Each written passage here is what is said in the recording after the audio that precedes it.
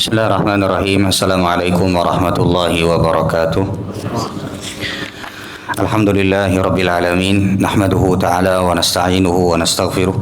Wa na'udzu billahi min shururi anfusina wa min sayyiati a'malina. Man yahdihillahu fala mudilla lahu wa man yudlil fala hadiya lahu. Asyhadu an la ilaha illallah wahdahu la syarika lahu. Wa asyhadu anna Muhammadan abduhu wa rasuluhu la nabiyya wa la rasula ba'dahu, amma ba'd. Ma'asyiral muslimin dan muslimat rahimani wa rahimakumullah jami'an. Alhamdulillah, kita bersyukur kepada Allah Subhanahu wa taala atas semua nikmat yang Allah berikan kepada kita semua. Nikmat iman, nikmat Islam, yang semoga Allah Subhanahu wa taala wafatkan kita semua dalam keimanan dan wafatkan kita semua dalam keadaan husnul khatimah. Amin ya rabbal alamin. Ma'asyiral muslimin dan muslimat rahimani wa rahimakumullah jami'an.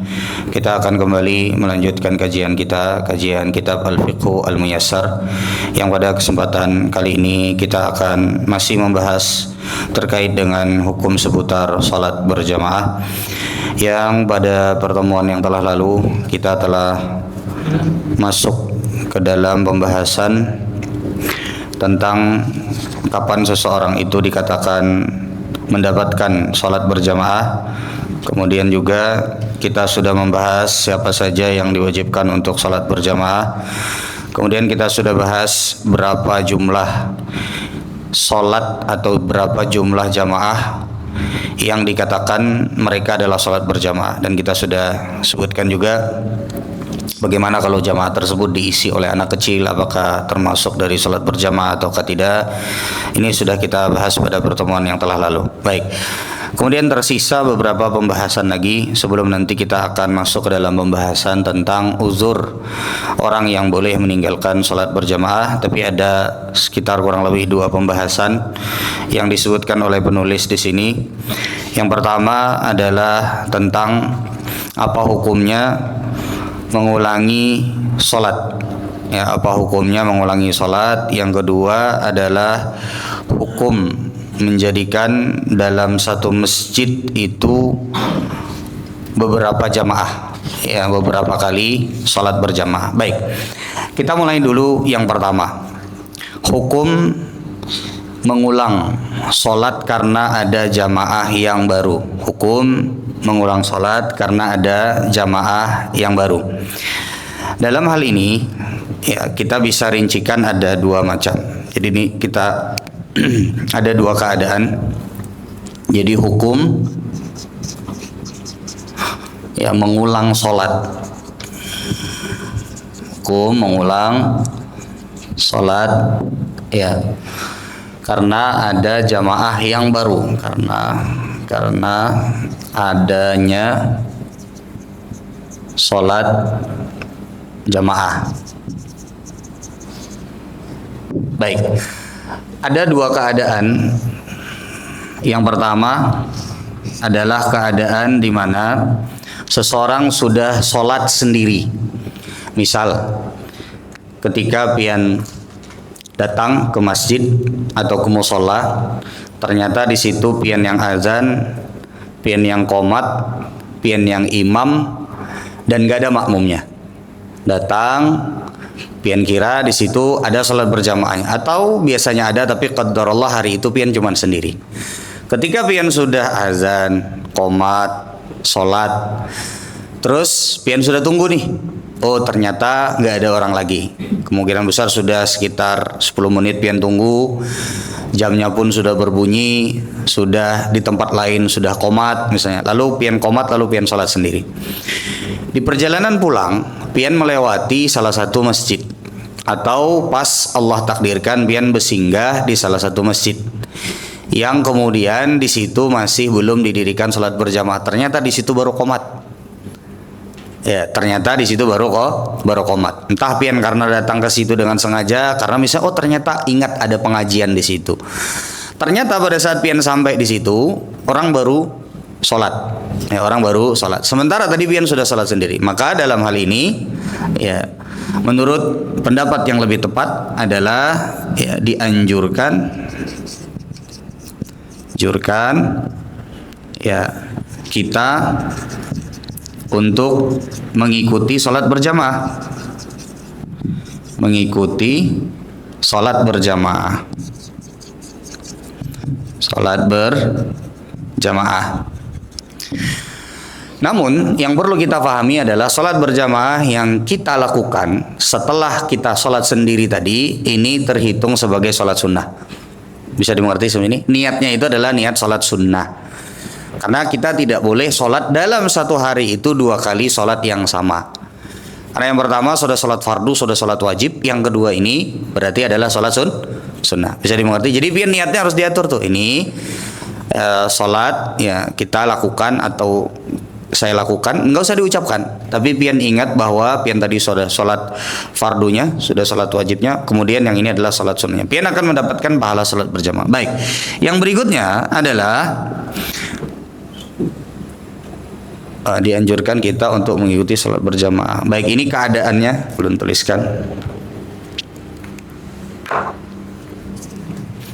Keadaannya di sini ya. Sudah salat sendiri.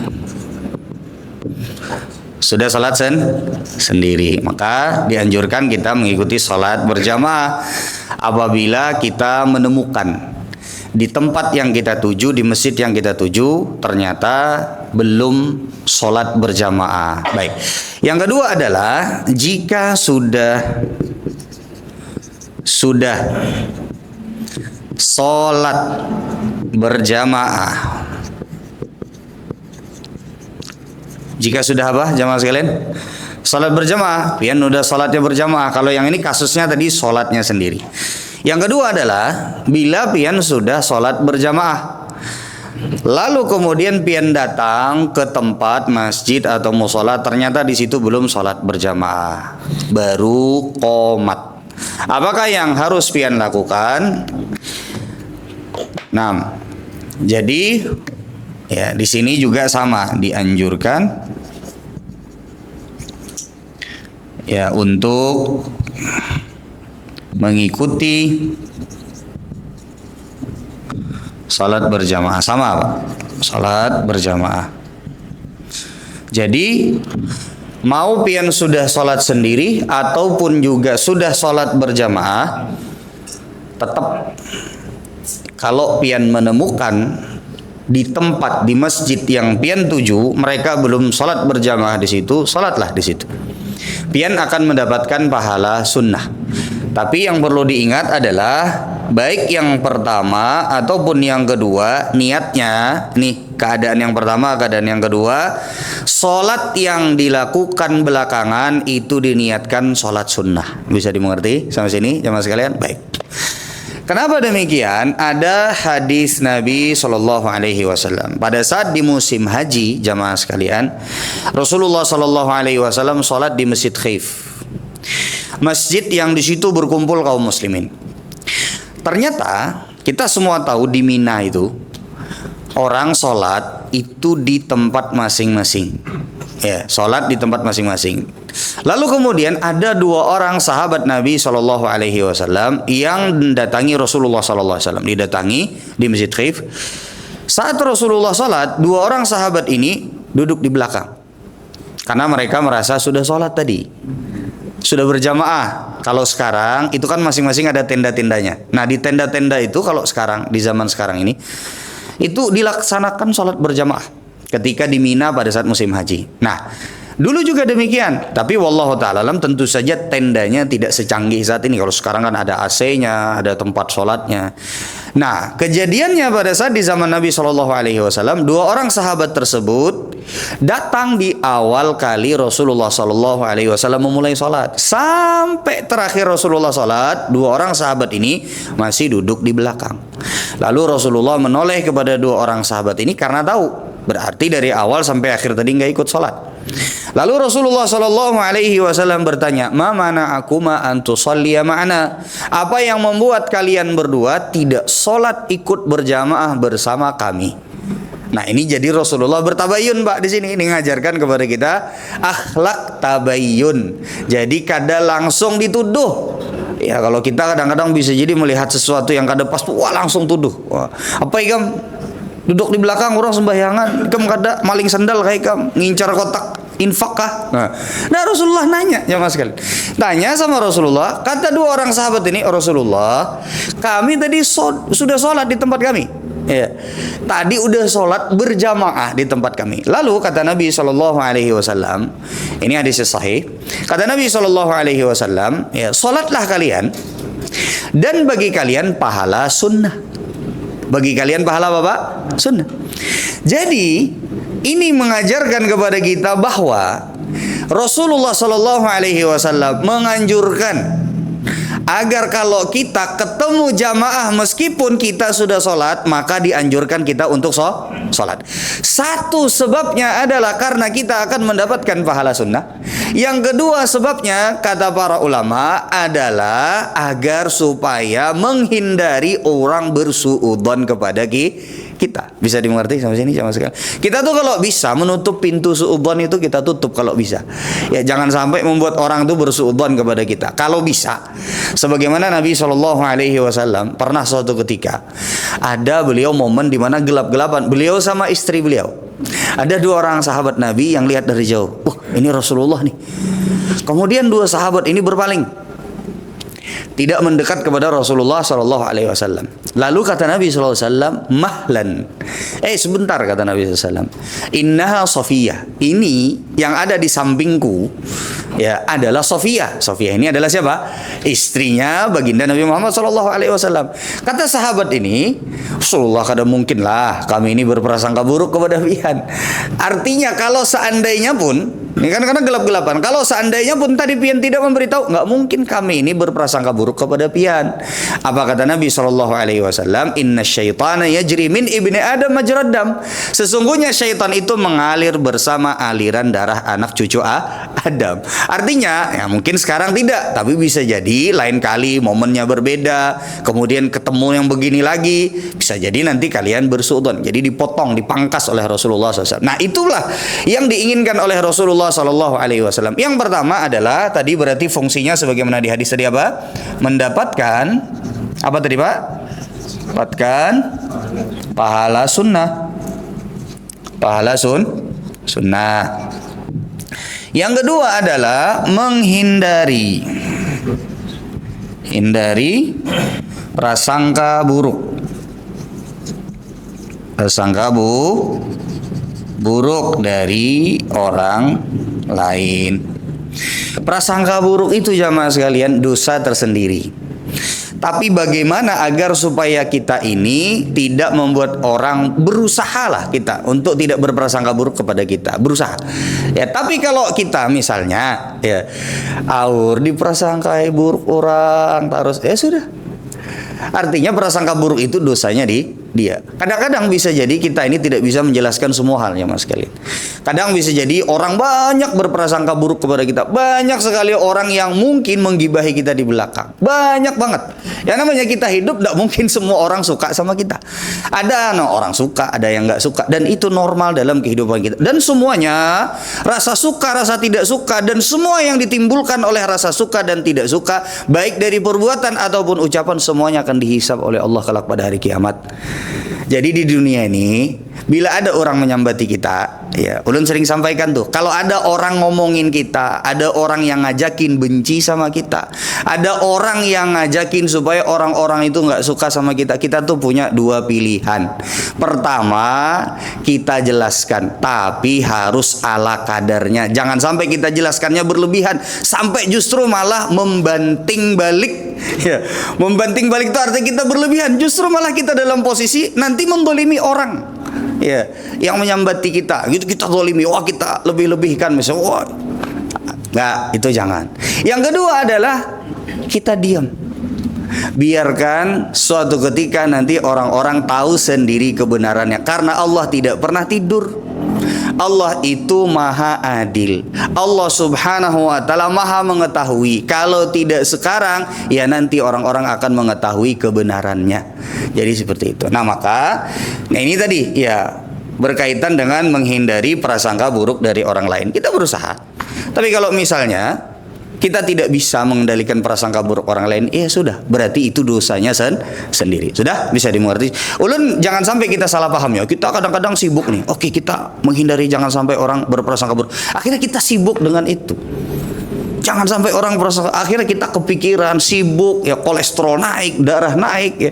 Kita tidak bisa mengendalikan perasaan orang, jamaah sekalian. Tapi benar dan salah itu Allah Subhanahu wa taala Maha mengetahui, dan semuanya akan dihisab oleh Allah kelak pada hari kiamat. Sudah bisa dimengerti sampai sini? Baik. Nah, ini pembahasan yang pertama. Ya, hukum mengulang sholat karena adanya sholat berjamaah. Yang pertama, kalau sudah sholat sendiri berarti tetap dianjurkan untuk mengikuti sholat berjamaah. Yang kedua adalah jika sudah sholat berjamaah maka tetap dianjurkan untuk mengikuti sholat berjamaah. Tadi sebagaimana dalam hadis mendapatkan pahala sunnah. Yang kedua adalah tujuannya agar supaya orang tidak bersuudzon. Di hadis tadi juga sebagaimana ulun sampaikan, di situ akhlak dari Nabi Shallallahu Alaihi Wasallam mengajarkan kepada kita bahwasanya kita itu harus bertabayun, jamaah sekalian. Kalau ada sesuatu yang kira-kira ini kayaknya ini kesalahan nih, maka yang pertama kali harus kita lakukan adalah bertabayun. Ini kenapa? Apalagi ada mungkin celah di mana itu bisa jadi adalah sesuatu kesalahpahaman. Makanya Nabi SAW mengajarkan demikian. Bayangin jamaah sekalian, Nabi itu urusan beliau itu banyak, apalagi pada saat haji. Urusan Nabi Shallallahu Alaihi Wasallam itu adalah banyak banget, bukan cuma. Tapi dalam perkara sholat ini Rasulullah sampai nanya. Tuh bayangin, Nabi Shallallahu Alaihi Wasallam sampai nanya, ini kenapa nggak sholat? Loh, bayangin kita biasanya anak sendiri kadang-kadang nggak tahu sholat apa enggak. Anak sendiri kadang-kadang nggak tahu. Sudah setehnya sudah ganal sudah. Nah, sarahnya lagi sembahyang nggak ada. Oh jangan pak, ini Nabi loh. Nabi Shallallahu Alaihi Wasallam ini luar biasanya Nabi Shallallahu Alaihi Wasallam. Sudah, ini bisa dimengerti ya poinnya ya. Baik. Sekarang kita masuk ke dalam pembahasan yang kedua. Ya, Lun boleh minta tolong dihapus. Baik, sekarang kita masuk ke dalam pembahasan yang kedua, yaitu adalah apa hukum mengulangi sholat berjamaah di masjid yang sama. Apa hukum mengulangi sholat berjamaah di masjid yang sama? Oke.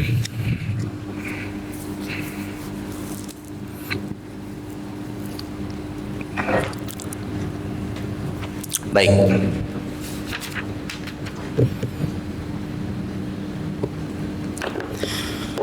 Apa hukumnya? Masalah yang kedua, hukum mengulangi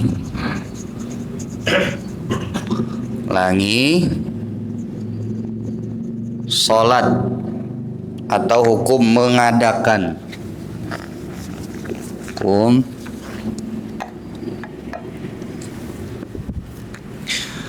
mendirikan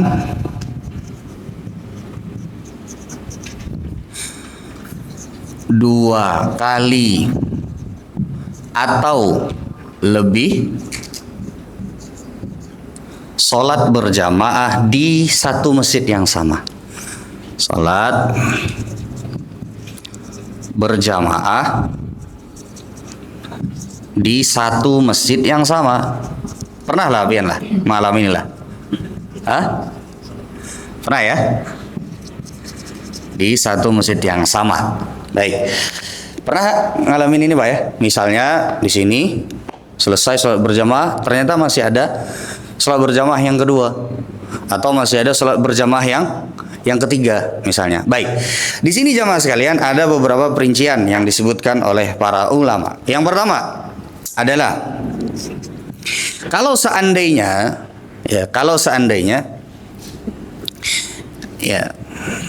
dilakukan ya, atau kita langsung ke kesimpulannya saja ya, ini ya, boleh melakukan ya beberapa sholat berjamaah dalam satu masjid yang sama. Kalau tadi kan orangnya satu, masjidnya beda. Kalau sekarang orangnya beda, masjidnya sama satu. Ya. Dalam boleh melakukan beberapa salat berjamaah dalam satu masjid yang sama. Masjid yang sama. Tapi ini perlu diperhatikan dengan beberapa catatan. Dengan syarat, tahu, dengan catatan satu, ya, tidak dilakukan dalam satu waktu yang sama. Ya, tidak dilakukan dalam satu waktu yang sama, atau dalam kurung tidak dilakukan secara bersamaan. Misalnya, yang satu sholat berjamaahnya di pojok kanan, yang satu sholat berjamaahnya di pojok kiri. Satu kanan bagian depan, satu lagi pojok kiri bagian belakang. Ya, bisa dimengerti sampai sini? Ini nggak boleh. Sholat zuhur sama-sama sholat zuhur. Yang satu dilakukan di pojok kanan, yang satu dilakukan di pojok belakang bagian kiri. Maka ini tidak diperbolehkan. Jadi sekali lagi, tidak dilakukan dalam waktu yang sama atau tidak dilakukan secara bersamaan. Yang kedua adalah tidak dilakukan secara sengaja. Tidak dilakukan secara apa? Sengaja. Apa yang dimaksudkan dengan tidak dilakukan secara sengaja? Belum beri contoh. Ustadz, kan berarti yang penting tidak dilakukan dalam satu waktu yang sama. Oke. Jadi ada orang yang dia nunggu, padahal dia mampu untuk ikut salat berjamaah di jamaah yang pertama, tapi dia nunggu sampai imamnya selesai. Teman-temannya ditahan semua. Kita kain aja gitu. Kita jamaah kedua aja. Aku lagi bermasalah lawan imamnya nih nah. Lagi sengkengan lawan imamnya nih nah. Ini semalam menyambeti aku. Udah aku salat di belakangnya. Misalnya ada kesalahpahaman misalnya. Lalu ditahaninya ke kawanannya. Sudah kata bapak, aku umpat di aja jaga kawanannya. Kebetulan kawanannya ini anak buahnya. Di bawah misalnya kan anak buahnya. Udah, rusagin. Kita jamaah kedua aja. Meskipun tidak dilakukan secara bersamaan, tapi dilakukan secara sengaja. Ini juga tidak boleh. Bisa dimengerti sampai sini jamaah sekalian? Jadi syaratnya tadi dua. Ya. Tidak dilakukan dalam satu waktu yang sama secara bersamaan. Yang kedua adalah tidak dilakukan secara sengaja. Baik. Ya, makanya kalau kita perhatikan, para ulama itu menyebut bahwa seperti masjid yang ada di pasar atau masjid yang ada di tempat yang orang-orang hanya lewat di situ. Sebagai contoh, masjid di pasar, masjid atau musola di bandara, sebagai contoh ya. Itu kan secara tidak sengaja. Ada yang keberangkatannya jam sekian, ada yang baru datang jam sekian misalnya, sehingga jamaah itu silih berganti sholat di sana. Ini tidak menjadi masalah karena ada uzur dan karena ada kemaslahatan yang ada pada bergantiannya orang-orang yang sholat di tempat tersebut. Sudah bisa dimengerti sampai sini? Ulun ulangi sekali lagi jamaah sekalian. Berapa menit lagi Pak? Berapa menit? 13 menit. Oke. Ulun tuh mulai bahari pertama kali misi di sini. Kenapa jam di situ tuh berdahulu terus? Wah, ada mau error, jamnya bujur aja berputar terus. Ini khusus jam ustadz binanya nih. Supaya lakas sampainya. Kata Bapak. Baik. Yang ulun ulangi ya. Pertama, hukum mendiri maka berdahulunya kada tanggung-tanggung 10 menit. Coba lihatin 10 menit. Asal jangan muazin aja salah melihat jamnya itu habis. Baik, ya, hukum mendirikan 2 kali atau lebih sholat berjamaah di satu masjid yang sama. Hukumnya apa hukumnya? Boleh. Ini ada khilaf di kalangan para ulama. Tapi wallahu ta'ala alam, ulun pribadi lebih cenderung kepada pendapat ini bahwa boleh melakukan beberapa salat berjamaah dalam satu masjid yang sama. Dengan syarat atau dengan catatan yang pertama tidak dilakukan dalam satu waktu yang sama. Yang kedua tidak dilakukan secara sengaja. Artinya ada uzur yang membuat salat berjamaah itu tidak dilakukan dalam satu waktu. Ada uzur yang membuat salat berjamaah itu tidak dilakukan pada satu waktu. Baik. Apa dalilnya jamaah sekalian? Dulu di zaman Nabi Shallallahu Alaihi Wasallam ada sahabat Nabi Shallallahu Alaihi Wasallam yang terlambat datang. Hadisnya adalah hadis yang sahih. Ada sahabat Nabi Shallallahu Alaihi Wasallam terlambat datang. Lalu kemudian ketika terlihat dari jauh masuk ke masjid, terlihat dari jauh apa yang dikatakan oleh Nabi Shallallahu Alaihi Wasallam. Kata Nabi Shallallahu Alaihi Wasallam, ya, man yatasaddaqu ala hadza. Kata Rasulullah Shallallahu Alaihi Wasallam, siapa yang mau bersedekah untuk orang yang baru datang ini?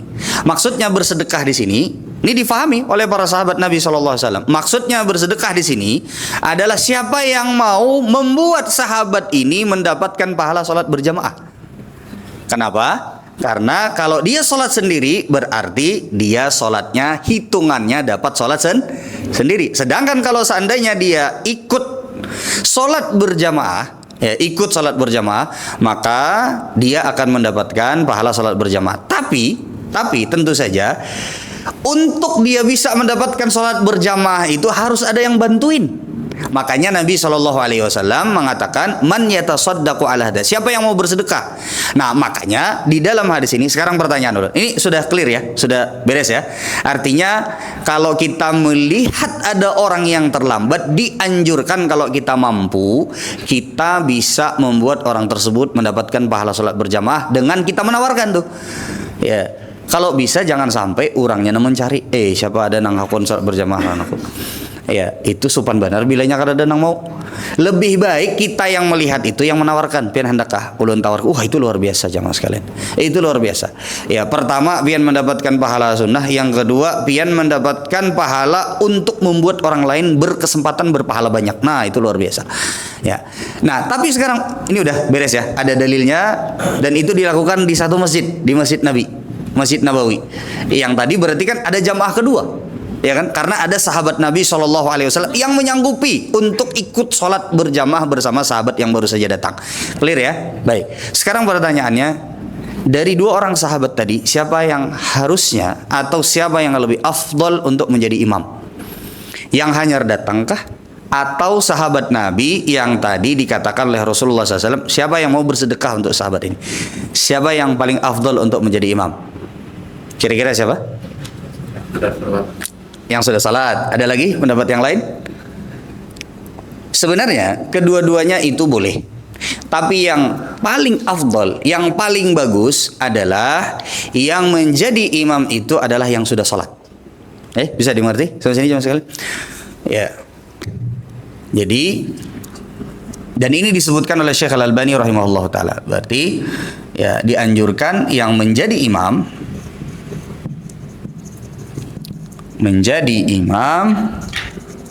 adalah yang sudah salat. Dari mana kita bisa tahu ini? Yang pertama jemaah sekalian, ada beberapa dalil yang menunjukkan bahwasanya demikianlah yang biasa dilakukan oleh para sahabat Nabi. Di antaranya adalah sahabat Nabi Shallallahu Alaihi Wasallam Mu'ad bin Jabal yang salat bersama Rasulullah Shallallahu Alaihi Wasallam kemudian menjadi imam kembali di kampung beliau. Satu. Yang kedua adalah kita lihat dari bahasa Nabi Shallallahu Alaihi Wasallam. Man yatasaddaqu ala hada. Siapa yang mau bersedekah untuk orang yang baru saja datang. Baik. Sekarang kalau yang disebut dengan sedekah berarti orang tersebut harus punya sesuatu yang disedekahkan. Dalam hal ini adalah berarti sedekah itu adalah orang yang sudah. Makanya tadi Nabi mengatakan siapa yang mau bersedekah atas itu. Berarti orang yang bersedekah itu dia udah punya sesuatu yang akan dia berikan kepada orang lain. Dalam hal ini berarti sebagaimana dikatakan oleh Syekh Al-Albani rahimahullahu taala, beliau menyebutkan yang bersedekah itu berarti orang yang sudah sholat terlebih dahulu. Makanya tadi bahasa Nabi siapa yang mau bersedekah. Bisa dimengerti sampai sini? Karena dia udah punya tabungan pahala dulu. Tabungan pahala tadi dia sudah sholat berjamaah, sehingga dia yang bersedekah, dia yang sudah ada sholat tadi di awal, baru kemudian dia bersedekah kepada orang yang baru saja datang. Sudah bisa dimengerti sampai sini? Baik. Tadi alasannya yang pertama karena ini terjadi dalam kasus Mu'ad bin Jabal radhiyallahu taala. Beberapa kasus seperti itu. Jadi yang menjadi imam itu adalah yang sudah sholat. Ya. Yang kedua adalah lafadz bersedekah. Jadi bersedekah isyarat. Jadi lafadz bersedekah ini isyarat bahwa yang menjadi imam adalah yang sudah sholat. Nah, sudah bisa dimengerti sampai sini? Baik. Clear ya? Sudah ya? Nah, jadi kalau nanti misalnya ada orang yang datang terlambat, misalnya mau sholat, ditawarkan, ya, tawarkan, pian maukah? Dan yang ditawarkan pun itu jangan menolak, karena itu sebuah kebaikan yang luar biasa. Ada sebagian orang yang ditawarkan, pian anukah ulun kawan harus segini, merepotakan. Oh jangan. Dia juga mau cari pahala di situ. Ya, pian pun juga dapat pahala sholat berjamaah. Jadi demikian. Baik. Bagaimana kalau seandainya yang datang itu yang mau jadi imam? Juga tidak menjadi masalah, tidak mempengaruhi kepada keabsahan sholatnya. Sama, tetap akan mendapatkan pahala sholat berjamaah, meskipun yang lebih utama tadi yang menjadi imam adalah orang yang sudah sholat terlebih dahulu. Baik, sudah bisa dimengerti? Baik. Berapa menit jemaah? 5. Baik. Kemudian kita lanjutkan kepada pembahasan.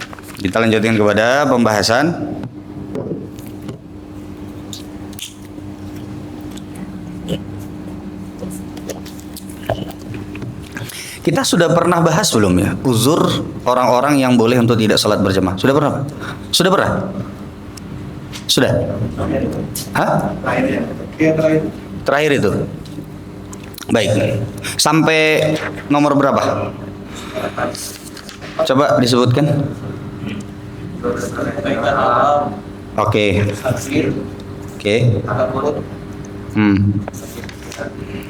Kemudian?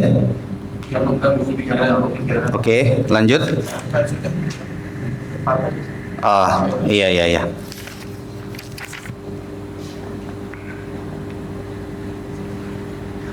Oke. Yang mengganggu pikiran itu kita sebutkan berapa? Ada nggak? Apa contohnya? Baik. Ya, itu kurang lebih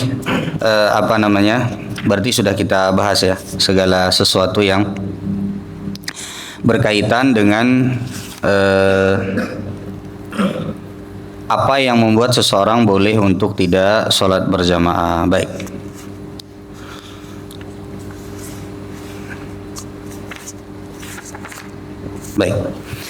Kemudian jamaah sekalian, berarti kita masuk ke dalam pembahasan terkait dengan imam. Ya. Syarat untuk menjadi imam. Sudah kita pernah bahas syarat menjadi imam?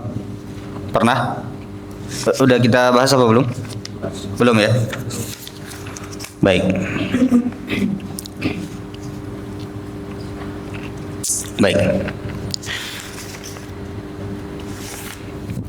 Baik jemaah sekalian rahimani wa rahimakumullah jami'an. Kita akan lanjutkan pembahasan kita tentang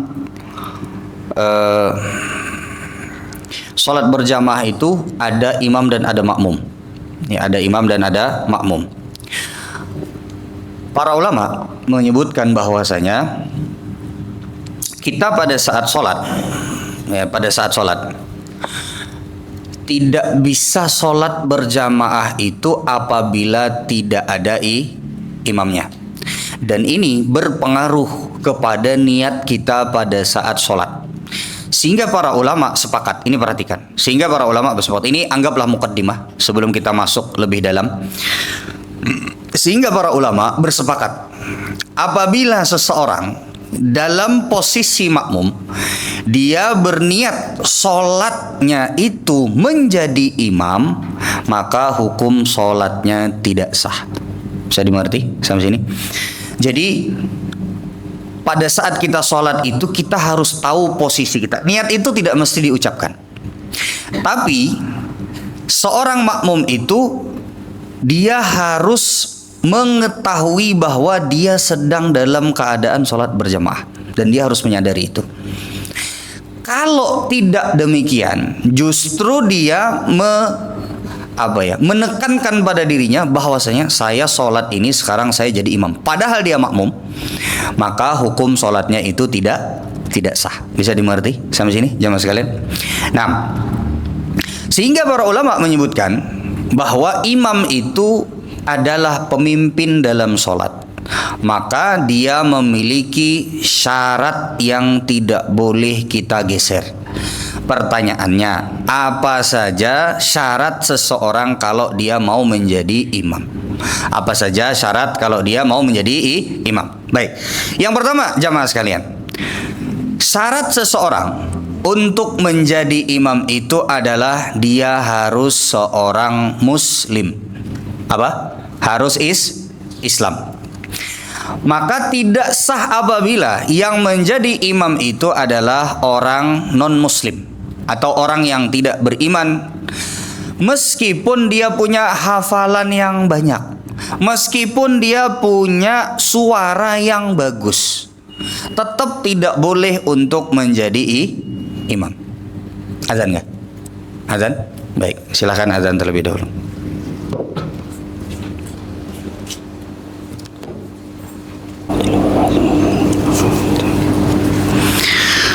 Baik, bismillah, wassalatu wassalamu ala rasulillah wa ala alihi wa sahbihi ajma'in, amma ba'd. Jadi kita lanjutkan sedikit. Kita ambil mungkin dua pada kesempatan kali ini. Syarat untuk menjadi imam itu yang pertama harus Islam.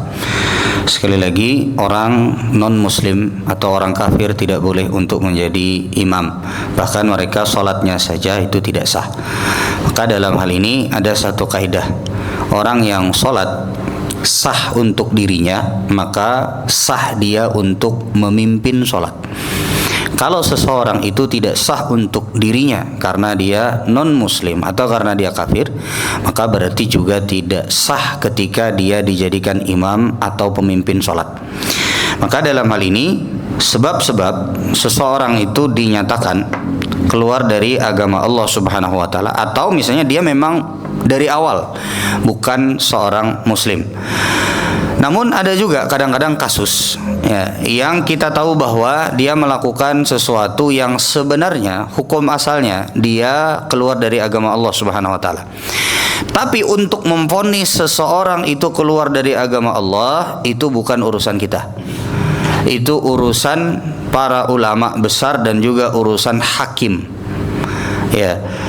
Karena untuk menyatakan seseorang itu keluar dari agama Allah, murtad, itu harus dari seorang hakim. Beda kalau misalnya dia memang mengakui bahwa dia sudah pindah agama. Nah, itu berarti sudah lain. Tapi kalau misalnya, ulun kasih kasus. Ada orang, dia itu misalnya bertumpuk-tumpuk. Pertama, dia menyatakan sholat itu kada wajib. Sholat itu tidak wajib, misalnya. Lalu kemudian dia tidak sholat. Lalu kemudian dia itu mengakui bahwasanya dia bersekutu dengan jin untuk melakukan sihir, misalnya. Tapi pada saat itu belum keluar lagi vonis dari mahkamah atau dari pengadilan bahwa orang ini adalah orang yang keluar dari agama Allah Subhanahu wa Ta'ala. Tapi dia kadang-kadang masih sholat. Lalu kemudian suatu ketika di salah satu masjid ternyata dia imamnya. Boleh nggak pian sholat di belakangnya? Sementara pian tahu pasti apa yang dia kerjakan. Boleh apa tidak? Jawabannya tidak tidak boleh. Tapi untuk menyebut ini kafir nih, murtad nih, itu kita harus menunggu keputusan dari mahkamah, harus menunggu keputusan dari para ulama besar terlebih dulu. Bukan kita tugas yang menyimpulkan seseorang itu keluar dari agama Allah. Baik. Yang kedua jamaah sekalian adalah syarat seseorang itu menjadi imam adalah harus laki-laki. Tidak boleh kalau seseorang itu bermakmum dengan perempuan, kecuali ya yang imam itu perempuan dan di belakangnya perempuan semua, itu boleh ya. Tapi kalau seandainya yang imam adalah perempuan, yang di belakangnya adalah siapa? Laki-laki, maka ini tidak diperbolehkan. Ustadz, kasusnya begini Ustadz, ada orang baru masuk Islam, dia baru bisa baca mungkin 1 ayat dari surat Al-Fatihah ya. Lalu kemudian istrinya ini hafal 30 juz. Mau untung benar nang hanya masuk Islam nih ya, kawin lawan bini nang hafal berapa? 30 juz. Mak kada kegampangan ya. Nang sudah hafal 30 juz ya, amun tentu dapat bibinian nang hafal 30 juz. Ini hanya masuk Islam dapat bibinian subhanallah hafal 30 juz. Nah, lalu kemudian ya dia sholat ya. Qadarullah setelah dia masuk Islam, dia masuk waktu sholat isya ya. Jamaah sudah habis dah seberataan, hendak datang ke masjid, karena ada lagi nang sholat. Apa yang dia lakukan? Bolehlah Ustaz, amonnya orang ini nana masuk Islam hanya rina beimaman lawan bininya. Bininya hafal 30 juz, faham fikih sholat, bahkan dia adalah pengajar agama di salah satu pesantren. Lalu sholatlah yang jadi imam perempuannya, yang jadi makmum laki-laki yang baru masuk Islam tadi. Boleh apa tidak? Boleh apa tidak? Bolehlah. Jawabannya tidak boleh jamaah sekalian. Lalu bagaimana? Ya dia sholat sendiri. Tetap tidak boleh yang namanya perempuan itu menjadi imam. Karena syarat seseorang menjadi imam itu harus laki-laki. Bisa dimengerti sampai ini? Apapun keadaannya, pokoknya kalau imamnya perempuan, yang boleh itu kalau makmumnya juga perempuan. Tapi kalau di belakangnya ada laki-laki yang sudah balik, tidak boleh seorang wanita itu menjadi imam. Sudah bisa dimengerti? Baik. Ulun rasa kita cukupkan sampai demikian. Nanti insyaallah akan kita lanjutkan kembali pembahasan ini. Kita tutup dengan doa kafaratul majelis. Subhanakallahumma wa bihamdika asyhadu an la ilaha illa anta astaghfiruka wa atubu ilaik. Assalamualaikum warahmatullahi wabarakatuh.